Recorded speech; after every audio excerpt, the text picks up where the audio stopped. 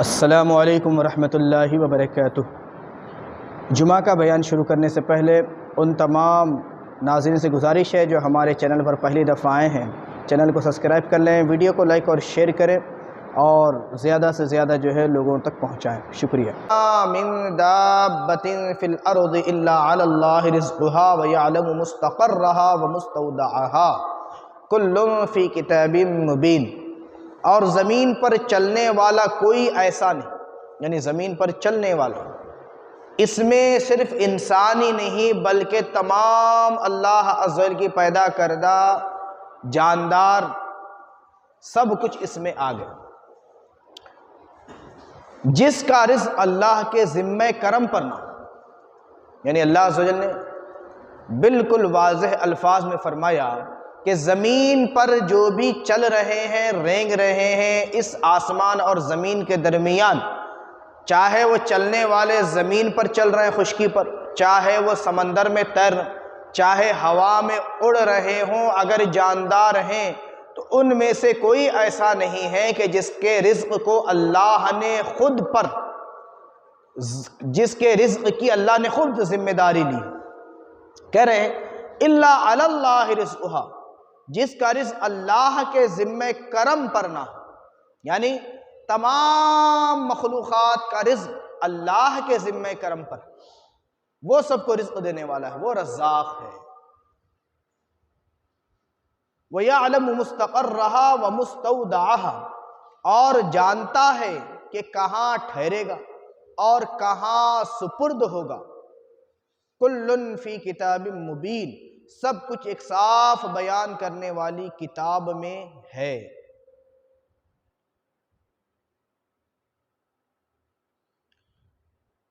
اب یہاں پر پہلے تو رزق کے بارے میں اللہ صلی اللہ علیہ وسلم نے بتایا، پھر اس کے بعد وہ رہے گا کہاں، یعنی اپنی زندگی وہ کیسے گزارے گا، کس جگہ رہے گا، کیسا اس کا مکان ہوگا، کہاں وہ سکونت پذیر ہوگا، کہاں اپنے شب و روز گزارے گا، وہ بھی اللہ جانتا ہے، پتہ ہے اللہ عز و جل۔ پھر اس کے بعد وَمُسْتَوْدَعَهَا، اور جہاں اسے دفن کیا جائے گا، یعنی مرنے کے بعد جہاں کون سا وہ زمین کا حصہ ہے کہ اس جگہ اسے دفن کیا جائے گا، وہ بھی اللہ جانتا ہے۔ کُلٌّ فی کتاب مبین، اور اللہ صرف جانتا ہی نہیں بلکہ سب کچھ ایک صاف بیان کرنے والی کتاب میں موجود ہے۔ اب اندازہ تو لگا ہے، آج انسان جو ہے بہت زیادہ فکر مند ہے، رزق کو لے کر بہت فکر مند ہے۔ میں کیسے کماؤں گا، کیسے کھاؤں گا، کیسے گزر بسر کروں گا، کیا میری کیفیت ہوگی، کیا حال ہوں گے، میں کتنا کماؤں گا، کتنا مجھے کمانا چاہیے، کیا کرنا چاہیے، آخر میں کتنا کما لوں کہ میں خوشحال زندگی گزار سکوں۔ بڑی عجیب و غریب بات ہے کہ نہیں؟ اس دنیا کے تعلق سے اللہ عز و جل نے جب کہہ دیا، کیا کہا کہ تمہارے رزق کی ذمہ داری ہم نے لے لی، اللہ نے کہا۔ جب اللہ نے ذمہ داری لے لی تو اب اس کے اب دو پہلو، ایک تو یہ کہ اب بندہ بالکل ایسا نہ اپنے آپ کو سمجھ لے کہ اب میں گھر بیٹھا رہوں اور مجھے جو رزق مل جائے، یقیناً اللہ عز و جل اس پر بھی قادر ہے، وہ دے سکتا ہے۔ اور بالکل یہ بھی نہ سمجھے کہ نہیں مجھے جو ہے رزق کے تعلق سے سب کچھ میں ہی ہوں، ہر چیز کو میں ہی کرنے والا ہوں، یہ بھی نہیں، بلکہ کیا کہا گیا، رزق کا ذمہ اللہ نے لیا ہے لیکن کوشش ہمیں کرنے کا حکم دیا۔ کیا کرنے کا حکم دیا ہے؟ رزق کے لیے کوشش، اس کے لیے حرکت، اس کے لیے محنت، اس کے لیے مشقت، اس کے لیے تمام کیا اس کے لیے ضروری چیزیں ہیں، لیکن یہ تمام کی تمام کوششیں جائز طریقے سے۔ کس طریقے سے ہوں؟ جائز طریقے سے۔ وہی دانے ہمارے پیٹ میں جائیں گے جن پر ہمارا نام لکھا ہوا ہے، اور اتنا ہی ہم کھائیں گے جتنا ہمارے حصے میں ہے، جتنا ہمارے لیے لکھ دیا گیا بس اتنا ہی ہمیں ملنے والا، اور ہمارا جتنا جسم ہے اور ہمارا لباس جتنا جسم پر آئے گا وہی ہم نے جو ہے پہننا ہے۔ پھر اس کے ساتھ ساتھ یہ تمام چیزیں بھی کب تک ہیں؟ ہمیشہ کے لیے تو نہیں ہے، ایک معین وقت تک ہیں، ایک مدت تک ہیں، وہ مدت بھی صرف اللہ جانتا ہے، ہمیں بھی نہیں بتائے گا۔ ہمیں بھی بتایا نہیں گیا، پھر اس کے بعد ہم نے کہاں دفن ہونا ہے مرنے کے بعد وہ بھی اللہ سبحانہ جانتا ہے، اس کا بھی ہمیں پتہ نہیں۔ تو ہم غور کر کے دیکھیں کہ آج ہماری سوچیں اور فکریں کس انداز میں ہیں۔ آج ہم رزق کے تعلق سے، کمانے کے تعلق سے، اس کے تعلق سے غور کر رہے ہیں، لیکن رزق حلال کی طرف ہماری توجہ بہت کم ہے۔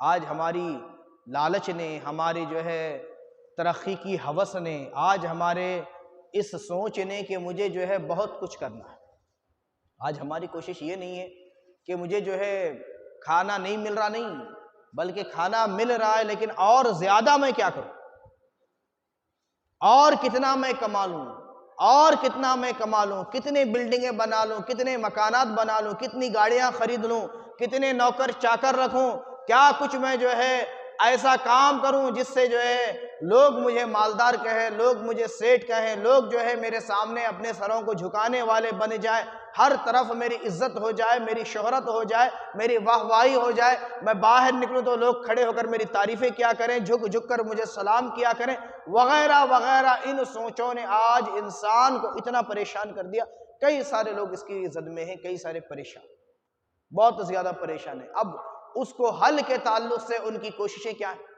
اب جائز طریقے کے تعلق سے کہا گیا تو جائز طریقے کو پس پشت ڈال کر جائز ہو ناجائز ہو، کرنا چاہیے نہیں کرنا چاہیے، دھوکہ دھڑی کے ذریعے سے ہو، رشوتوں کے ذریعے سے ہو، سود کے ذریعے سے ہو، لوگوں کو جو ہے ڈرا کر ہو، لوگوں کو دھمکا کر ہو، لوگوں کے قتل و غارت کر کے ہو، چاہے جیسے بھی ہو ہمیں ملنا چاہیے۔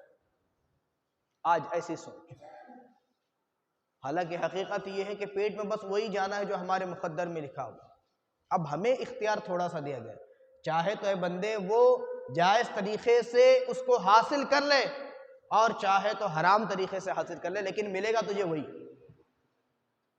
اور کھائے گا تو وہی، اور اتنا ہی کھائے گا جتنا تیرے لیے لکھا گیا ہے۔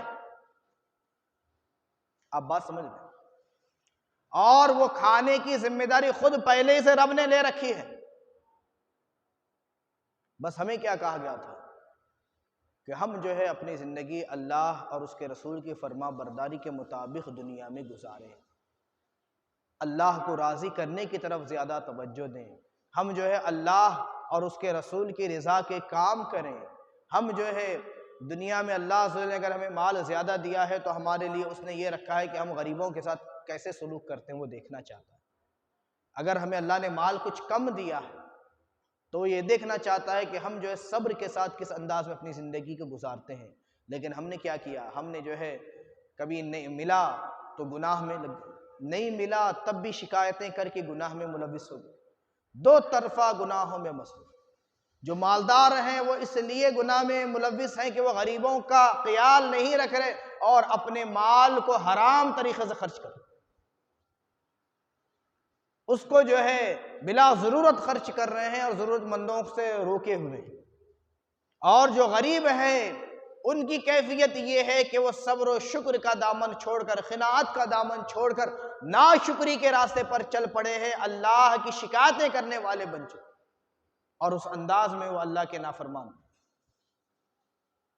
ایک مرتبہ درود مبارکہ پڑھنے صلی اللہ علیہ النبی الامی صلی اللہ تعالی علیہ وآلہ وسلم، علیہ الصلاۃ والسلام علیک یا رسول اللہ صلی اللہ تعالی علیہ وسلم۔ معزز سامعین کرام، اللہ کے رسول صلی اللہ علیہ وسلم نے ارشاد فرمایا، من غش فلیس منا، جو دھوکہ دے وہ ہم میں سے نہیں ہے، جو دھوکہ دے وہ ہم میں سے نہیں ہے۔ اب آپ غور تو کر کے دیکھیں، کون ہے جو دھوکہ نہیں دے رہا؟ کون ہے؟ کیا فروٹ والے دھوکہ نہیں دے رہے؟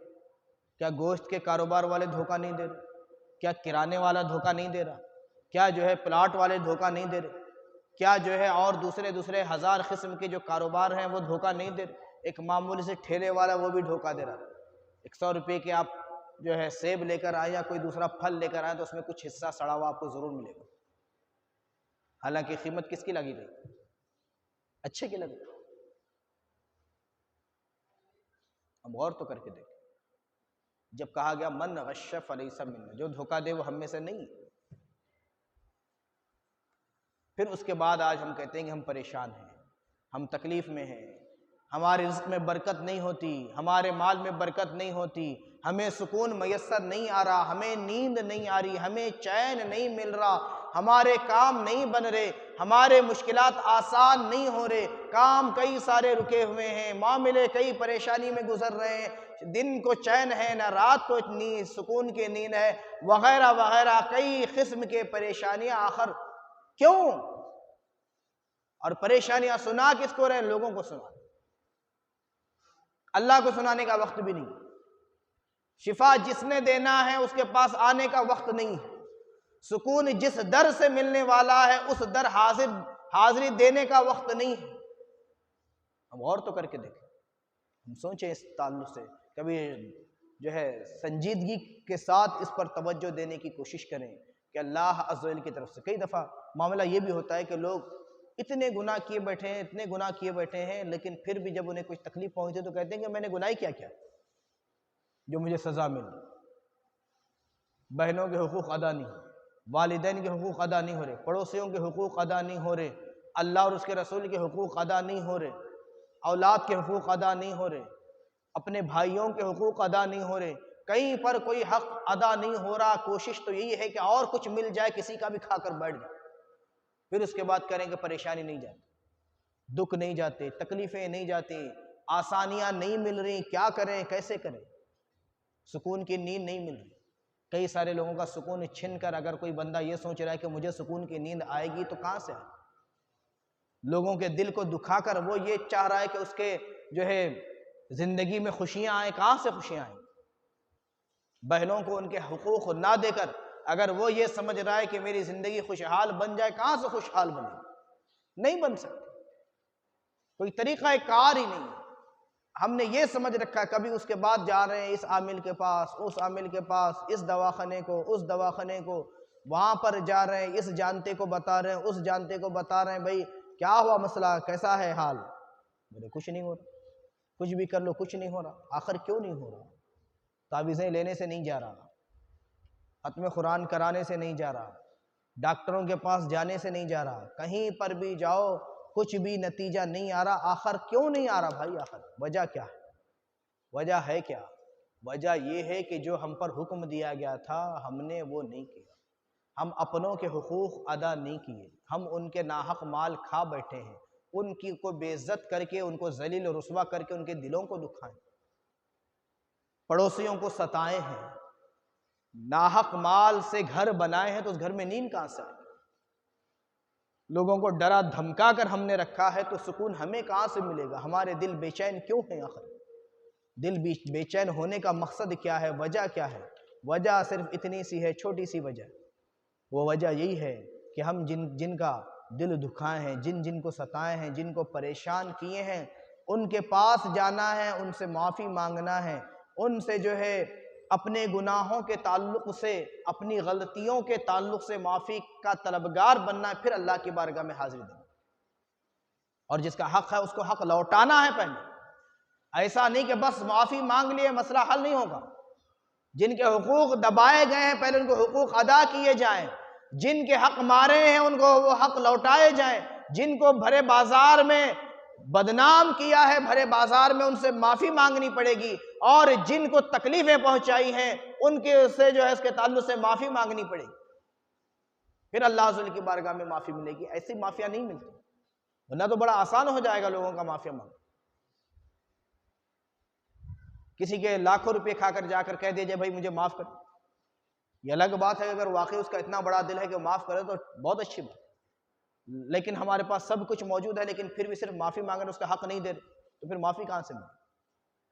تو معزز سامعین کرام، اب یہاں پر غور سے سنیں، اللہ عز و جل قرآن مجید میں ارشاد فرمایا، یا ایھا الذین آمنوا لا تلہکم اموالکم ولا اولادکم عن ذکر اللہ ومن یفعل ذلک فاولئک ھم الخاسرون۔ اے ایمان والو، تمہارے مال نہ تمہاری اولاد کوئی چیز تمہیں اللہ کے ذکر سے غافل نہ کرے۔ ہم غور تو کر کے دیکھیں، غور تو کریں، تھوڑا توجہ تو دیں۔ آج ہم اپنی اولاد کے لیے کما رہے ہیں، جما رہے ہیں، زندگی ختم ہو جا رہی ہے، عبادت کی طرف ہماری توجہ نہیں، اللہ کو یاد ہی نہیں کر رہے، اس کی طرف توجہ ہی نہیں دے رہے، اس کا ذکر نہیں کر رہے، نماز نہیں پڑھ رہے، روزے نہیں رکھ رہے، زکوٰۃ نہیں دے رہے، کیوں؟ بچوں کا فیوچر بنانے کے لیے لگے، بچوں کا فیوچر بنا رہے، بچوں کا فیوچر بنا رہے، ان کی زندگی بنا رہے، زندگی بنا رہے۔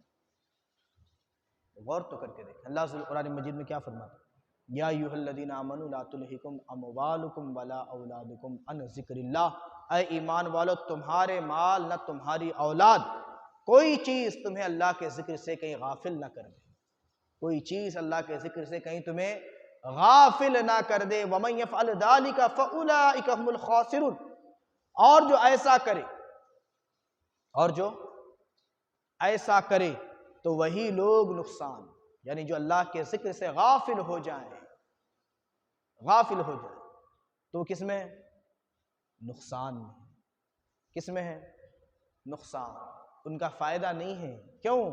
اس لیے کہا گیا وَأَنفِقُوا مِمَّا رَزَقْنَاكُم مِّن قَبْلِ أَن يَأْتِيَ يَوْمٌ لَا، کہا گیا اور ہمارے دیے میں سے کچھ ہماری راہ میں خرچ کرو۔ اللہ سے نے کیا کہا؟ دینے والے ہم ہی ہیں تم، لیکن تمہاری کیفیت یہ ہو کہ تم اللہ کی راہ میں خرچ کرنے والے ہو، جو تمہیں دیا ہے اس میں سے اللہ کی راہ میں خرچ کرو۔ من قبل ان یأتی احدکم الموت، قبل اس کے یعنی اس وقت سے پہلے، اس آخری وقت سے پہلے کہ تم میں سے کسی کو موت آئے۔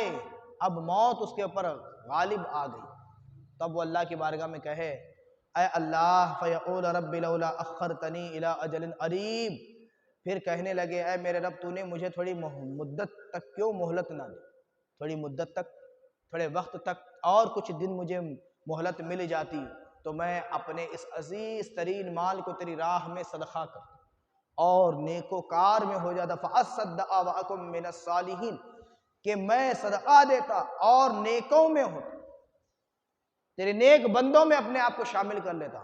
تو اللہ سے فرماتا ہے وَلَن يُؤَخِّرَ اللَّهُ نَفْسًا اِذَا جَاءَ أَجَلُهَا، اور ہرگز اللہ کسی جان کو مہلت نہ دے گا جب اس کا وعدہ آ جائے۔ اللہ نے کیا کہا؟ جب اس کا وقت مقرر آ جائے گا پھر اللہ تعالی کسی کو موقع نہیں دے گا، کسی کو مہلت نہیں دے گا، ایک لمحے کی بھی مہلت نہیں دے گا۔ واللہ خبیر بما تعملون، کیوں؟ اور اللہ تمہارے کاموں، اللہ کو تمہارے کاموں کی خبر، اللہ کو کیا تمہارے کاموں کی خبر ہے، وہ جانتا ہے اگر تمہیں مہلت دے بھی دیتا تو تم کیا کرنے والے تھے، کیسے تمہاری سوچیں تھیں، کیسے تم پلان کرتے تھے۔ اسی لیے کسی نے کیا خوب کہا، سامان 100 برس کا پل کی خبر نہیں، سامان 100 برس کا اور پل کی خبر نہیں، یہ انسان کی حقیقت ہے۔ پھر کسی نے کہا دنیا کا اے مسافر منزل تیری خبر ہے، طے کر رہا ہے جو تو 2 دن کا وہ سفر۔ بہت لمبا کلام لکھ دیا گیا، بہت لمبا، صرف میں نے ایک مصرع اس کا پڑھا، دنیا کے مسافر منزل تیری۔ ہم اپنے آپ کو دھوکے میں رکھے، حالانکہ خبر ہی نہیں کہ اب صبح میں ہیں تو شام میں رہیں گے کہ نہیں رہیں گے، دوپہر میں ہیں تو رات تک ہم رہیں گے کہ نہیں، کل کے بارے میں نہیں پتا۔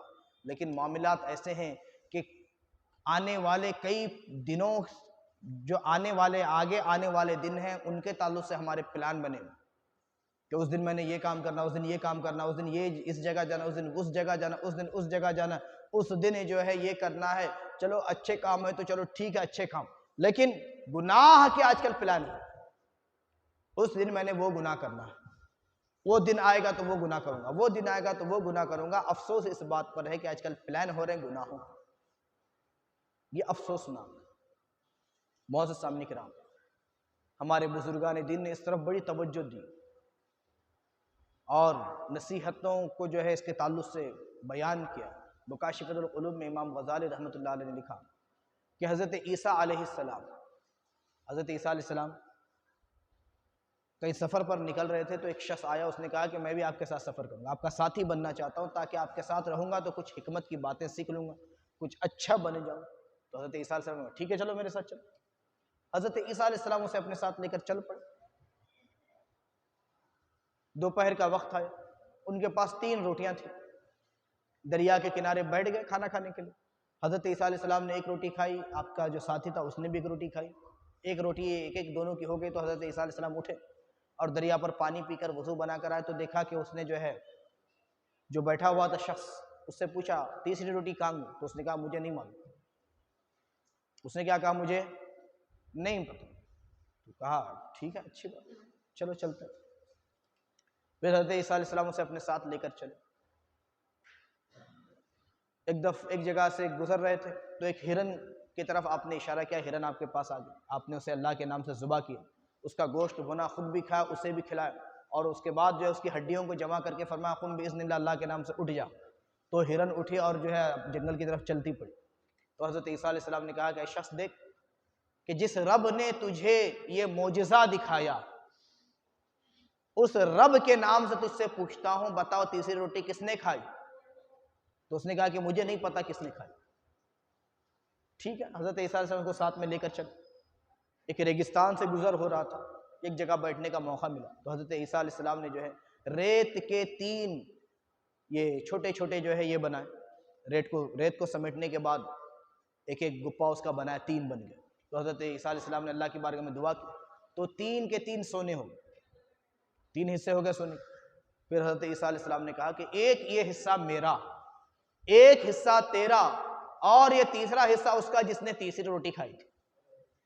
تو اب وہ فوراً بول پڑا کہ وہ تیسری روٹی میں نے کھائی تھی۔ تو حضرت عیسیٰ علیہ نبینا علیہ الصلوۃ والتسلیم نے فرمایا کہ یہ تینوں کے تینوں حصے تیرے، اب تیرا اور میرا ساتھ یہیں تک ختم ہوتا ہے۔ حضرت عیسیٰ علیہ السلام وہاں سے چل پڑے۔ اب وہ تو بڑا خوش ہو گیا، اس لیے کہ اسے دنیا مل گئی نا، ایک نہیں بلکہ 3 حصے سونا، اتنا زیادہ سونا اسے مل گیا۔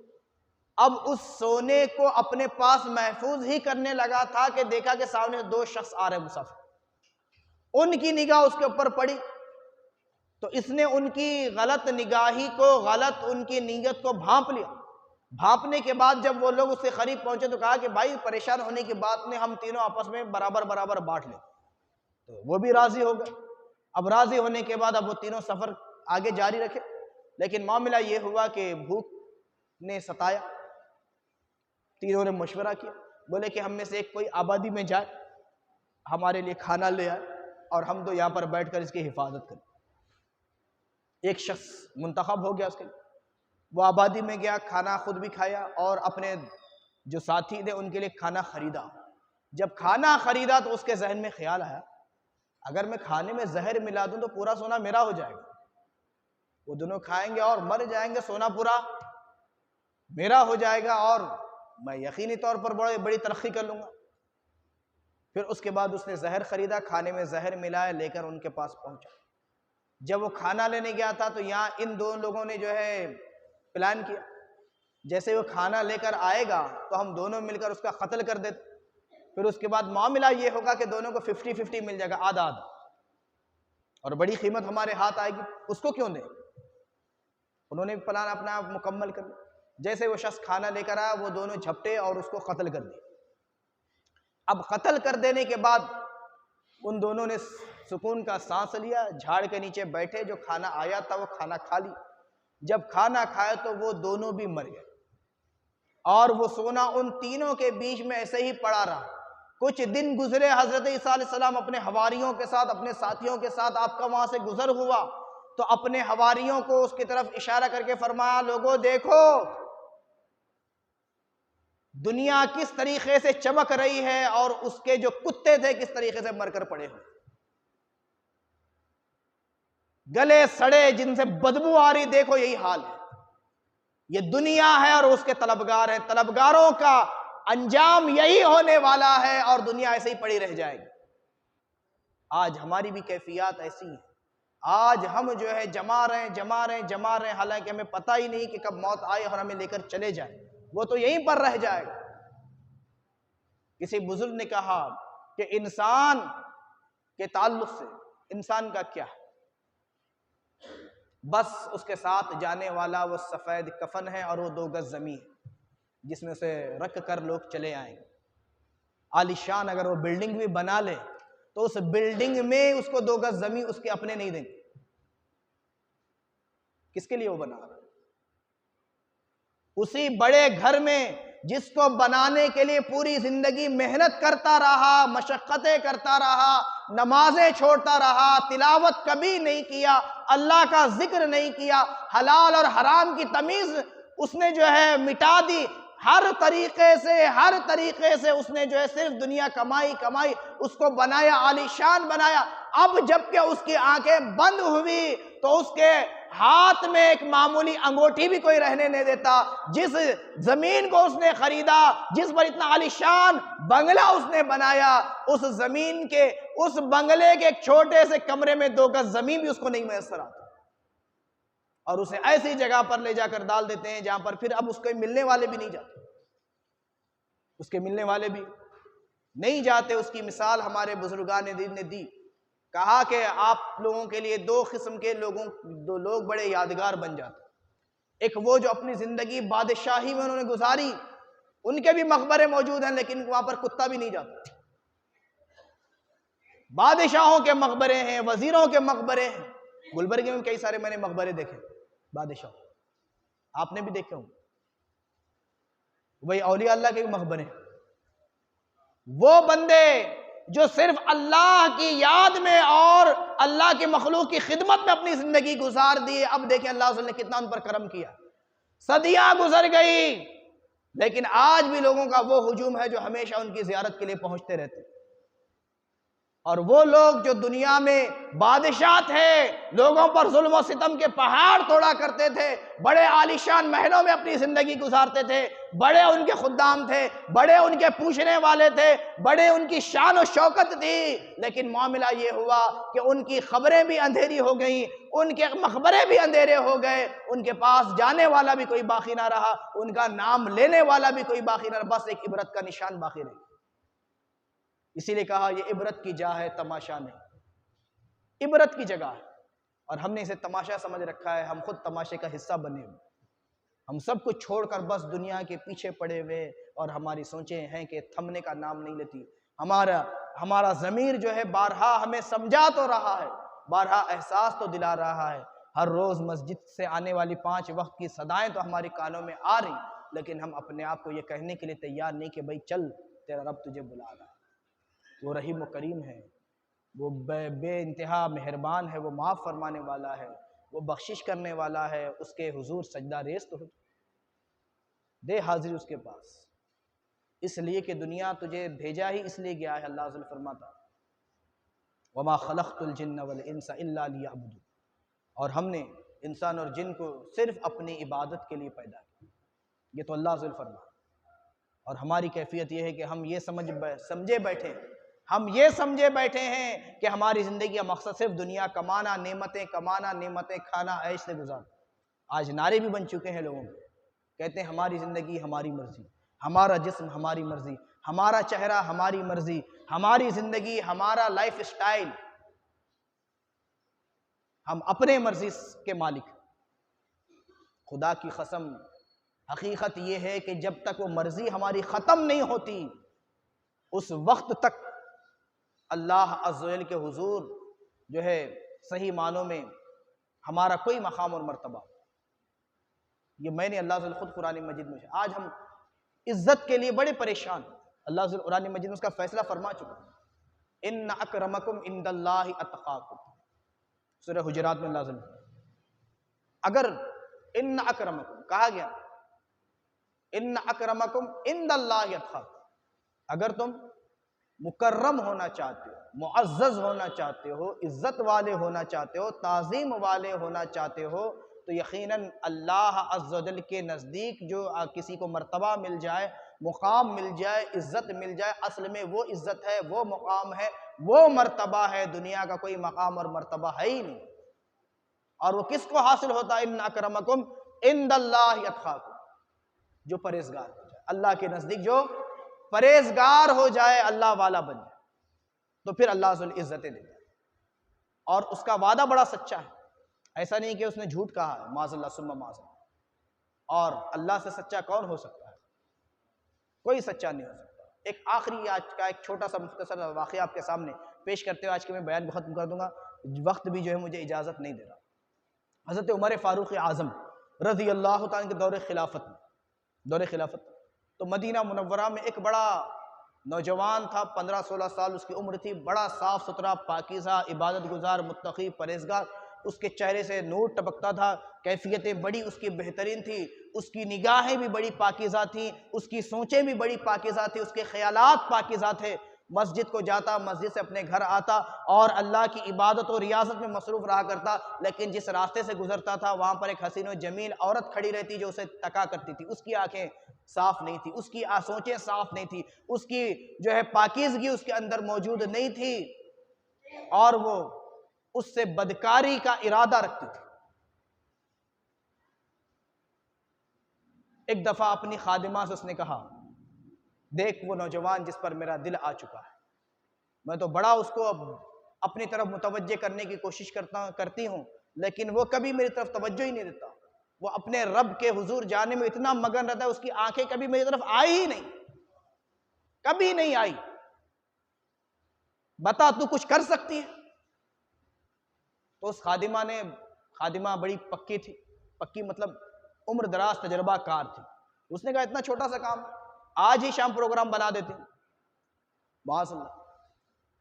تو اب عشاء کی نماز کے بعد جیسے وہ نوجوان باہر نکلتا ہے تو وہ خادمہ اس کے پاس آ گئی، ہمدردی کی 2 باتیں کی، پھر اس کے بعد جو ہے لوگوں کی ہاتھ بٹانے، خدمت کرنے، کام آنے کی 2-3 حدیثیں اس نے جو سن رکھی تھی وہ اس نوجوان کو سنائی کہ ہمارے گھر کوئی مرد نہیں ہے، ایک وزن سامان ہے، اسے اٹھا کر دوسری طرف رکھنا ہے، اگر تم ہمارا یہ کام کر دو، مدد کر دو اس میں تو تم جو ہے اجر کے مستحق قرار پاؤ گے، لہٰذا مدد کرنا کسی مسلمان کا بہت بڑی نیکی۔ تو نوجوان تیار ہو گیا، وہ اس کے ساتھ اس مکان میں داخل ہوا، جیسے ہی اس اندر والے کمرے میں وہ داخل ہوا تو جیسے ہی وہ اندر گیا خادمہ نے باہر سے جو ہے کنڈی لگا دی، باہر سے دروازہ بند کر دیا، وہ نوجوان عورت اندر بیٹھی اس کے انتظار میں تھی، اس نے اپنی خواہش کا اظہار کیا، جیسے ہی اس نے خواہش کا اظہار کیا وہ نوجوان ایک بلند چیخ مارا اور بے ہوش ہو گیا۔ اس نے گڑبڑی میں دروازے کھٹکھٹایا، باہر سے خادمہ نے دروازہ کھولا، بولا کہ یہ تو مر گیا، تو کہا کہ اب بھی کوئی بڑی بات نہیں، ایسا کرتے ہیں کہ معاملہ تو اس وقت ہوگا کہ ہمارے گھر سے اس کا جنازہ ملے، اس کی لاش ملے، تب تو مقدمہ وغیرہ ہوگا، چلو کوئی بات نہیں، رات کا اندھیرا ہے، میں ہاتھ پکڑ دوں، تم پیر پکڑو، لے جا کر باہر گھڑ پر پھینک دیتے۔ دونوں نے ہاتھ پیر پکڑے، لے جا کر اس کو گھڑ پر ڈال دیا۔ تو اس نوجوان کے والد کو جب رات زیادہ گزرنے لگی، فکر لاحق ہوئی کہ میرا بیٹا گیا تھا نماز پڑھنے کے لیے، ابھی تک واپس نہیں آیا، وہ جو ہے اپنے اور بھی ساتھیوں کے ساتھ مدینہ منورہ کی گلیوں میں گھومنے لگے، تو دیکھا کہ ایک جگہ کچرے کے اوپر وہ پڑا ہوا، تو اسے اٹھا کر اپنے گھر لائے، وہ بے ہوش ہوا تھا، اس کے چہرے پر پانی چھنکا گیا، وہ ہوش میں آیا، ہوش میں آنے کے بعد باپ نے بیٹے سے پوچھا، بیٹے بتا کیا معاملہ ہوا، تو مجھے کچرے کے ڈھیر پر ملا، کیا ہوا؟ تو اس نے پوری آپ بیتی سنائی، جب اس چیز پر پہنچا جو اس عورت نے اسے گناہ کی دعوت دی تھی، وہ لفظ اس کے منہ سے ادا ہوئے، پھر ایک جو ہے اللہ کے نام کی اس نے چیخ ماری، اور اب کے جو نیچے گرا تو اس کی روح قفس انصری سے پرواز کری۔ کیسا خوف الہی تھا! آج ہمیں کوئی خوف الہی نہیں، آج ہماری کیفیت، ہماری سوچیں، ہماری آنکھیں اتنی آوارہ، اتنی ناپاک ہو چکی ہیں کہ ہم جگہ جگہ چوراہوں پر کھڑے ہوتے ہیں تاکہ ہمیں کسی ناجائز طریقے سے جو ہے کسی کے حسن کا دیدار ہو جائے، کسی کو ہم دیکھ لیں، کسی کو جو ہے یہ کر لیں۔ آج کل تو کئی گرل فرینڈ بنے ہوئے ہیں، کئی عورتوں کے بوائے فرینڈ بنے ہوئے ہیں، موبائلوں پر چاٹنگ چل رہی، ادھر سے ادھر فوٹواں اور جو ہے میسج ٹرانسفر ہو رہے ہیں، کیا ہوگا حال؟ معاشرہ کس طرف چل پڑا؟ تو کہتے ہیں جب اس کا انتقال ہو تو اس کے والد نے جو ہے راتوں رات اس کے جنازے کا انتظام کیا، رات میں نماز جنازہ پڑھا دی گئی اور اسے مدینہ منورہ میں جنت البقیع میں سپرد خاک کر دیا گیا۔ صبح فجر کی نماز میں حضرت عمر فاروق نے جب سلام پھیرا تو دیکھتے ہیں کہ ایک نمازی کم ہے، کیا دیکھیں ایک نمازی کم ہے، تو پوچھا کہ بھئی آج وہ نوجوان نظر نہیں آ رہا، کیا بات؟ تو صحابہ کرام نے جو ساتھی تھے عرض کرتے ہیں کہ جناب وہ فلاں شخص کا بیٹا تھا، کل رات اچانک اس کا انتقال ہوا۔ تو حضرت عمر فاروق اعظم رضی اللہ عنہ نے اپنے اور ساتھیوں کو بھی اکٹھا کیا، بولے چلو بھائی ہمارے ایک مسلمان بھائی کو غم پہنچا ہے، ہم بھی ان کے غم میں شریک ہوتے ہیں۔ غم میں شریک ہونے کے لیے حضرت عمر فاروق ان کے پاس پہنچے، پھر اس کے بعد انہیں تسلی تشفی دی، اس کے بعد پوچھتے ہیں کہ اے شخص بتا تیرا نوجوان لڑکا تھا، اچانک موت کی وجہ کیا ہوئی؟ تو انہوں نے پورا ماجرا کہہ سنا کہ معاملہ ایسا ہوا، اور جو ہے خوف الہی کی بنا پر وہ مر گیا۔ جب انہوں نے یہ سنا تو لے چلو مجھے اس کی خبر پر لے چلو۔ جب خبر پر لے چلے